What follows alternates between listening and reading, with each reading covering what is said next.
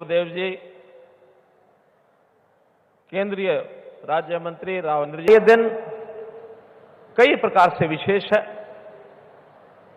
एक तो कल ही 1 नवंबर को हमारे हरियाणा का 58वां स्थापना दिवस था। उस उपलक्ष्य में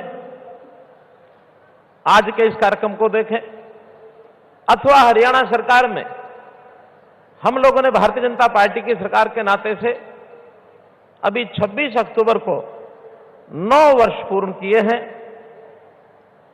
इस 9 वर्ष के कार्यकाल में काम तो सरकारें सब करती हैं, लेकिन हमने जो विशेष काम किए, खास करके अपने प्रदेश के पंक्ति में खड़े हुए अंतिम व्यक्ति को, गरीब को, मजदूर को, किसान को, कोई भी छोटा व्यापारी, छोटा कर्मचारी जिनकी आय, सालाना आय बहुत कम होती है, निम्न आय वर्ग जिसको हम कह सकते हैं, बीपीएल जिसको कह सकते हैं, या जिनको जरूरत होती है, ऐसे जरूरतमंदों की सहायता के अनेक जो कार्यक्रम किए, उन कार्यक्रमों का आज ये जो अंत्योदय महासम्मेलन है, ये एक उसका प्रमाण है। सब पार्टियों ने छोड़ रखा है। हम आएंगे, इतने उप मुख्यमंत्री बनाएंगे, इस जाति में से बनाएंगे, हम आएंगे, इस जाति में से बनाएंगे।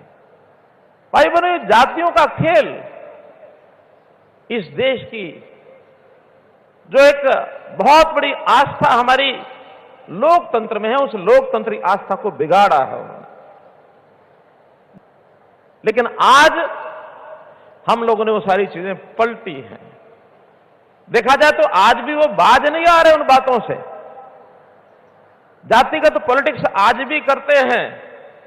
अभी का सहारा लिया, आईटी का सहारा लिया, ई गवर्नेंस के नाते से हमने लोगों की समस्याओं को आखिरी आदमी तक पहुंच करके हमने पकड़ा। हमने कभी बिचौलियों के सहारे आपके साथ संबंध नहीं बनाया। हमने कभी नहीं कहा कि दौड़ दौड़ कर छोटी बड़ी समस्या को लेकर बात का दर्शन कराने के लिए कि अंतिम का उदय, गरीब का उदय।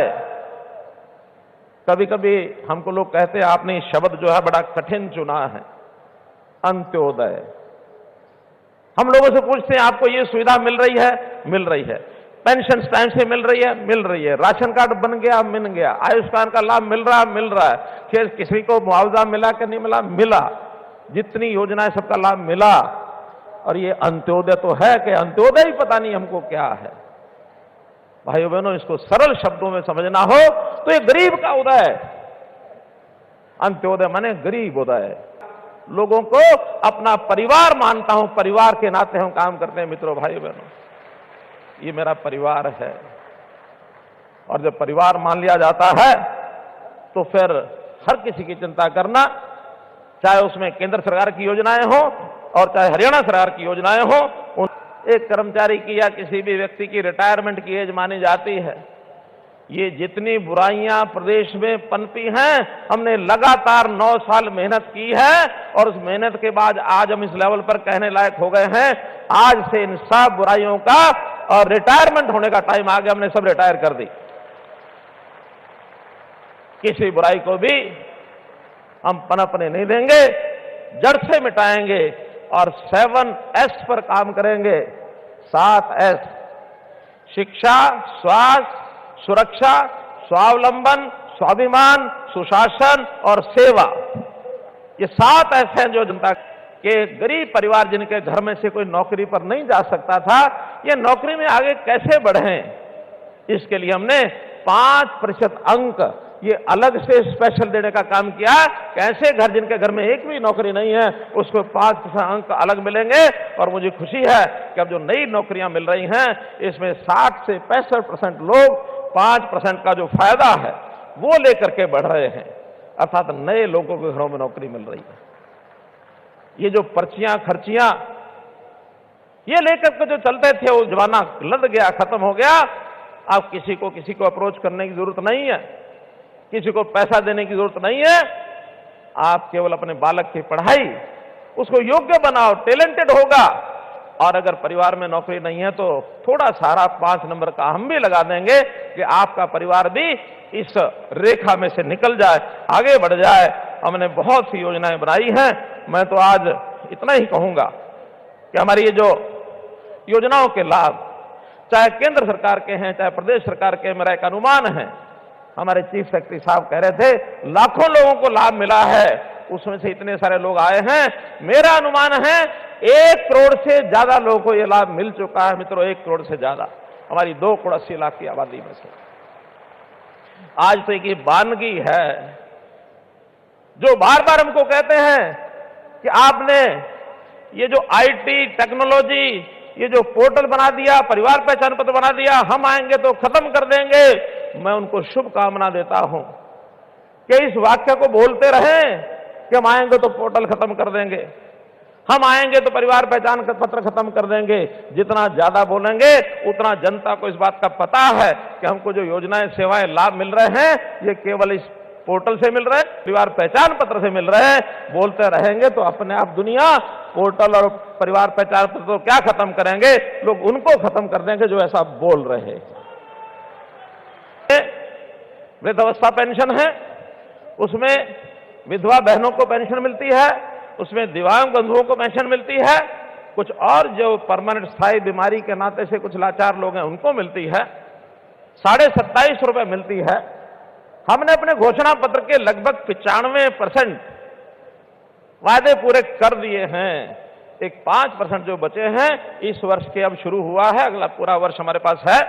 लेकिन एक बड़ी घोषणा जो हमने वादा किया हुआ है कि हम इस पेंशन को 2000 से 3000 करेंगे। 250 रुपया बचा है। 1 जनवरी से ये योजना 3000 रुपया इन बंधुओं को मिलेगी, ऐसी ये घोषणा मैं करता हूं।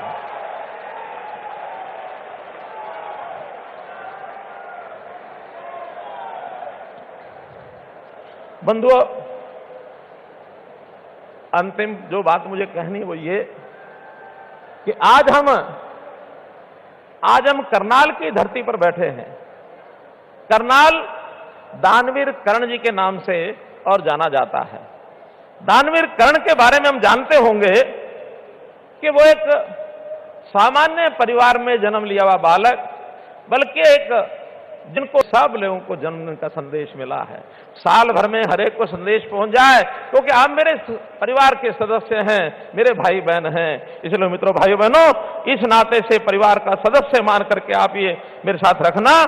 और एक अंतिम बात कि आपको जो कैलेंडर मिला है उस कैलेंडर में छुट्टियां लिखी हैं। इस दिन अगले साल का वो कैलेंडर है, 1 जनवरी से है, इस दिन कौन सी छुट्टी है, कौन सी छुट्टी है, कौन सी छुट्टी है। लेकिन अगले साल में 2 छुट्टियां ऐसी आएंगी जिनका उसमें अभी उल्लेख नहीं किया है। वो 2 छुट्टियां कौन सी होंगी, वो जब भी तय होंगी उसको मैं आपको पता लगेगा। और जिस दिन वो छुट्टी हो तो तारीख पर गोल दारा लगा देना। और उस छुट्टी के दिन आपने क्या करना है, ये काम भी जैसे वो छुट्टी घोषित होगी आपको पता लग जाएगा। वो 2 छुट्टियां कौन सी होंगी? पहली छुट्टी होगी जिस दिन लोकसभा का चुनाव होगा,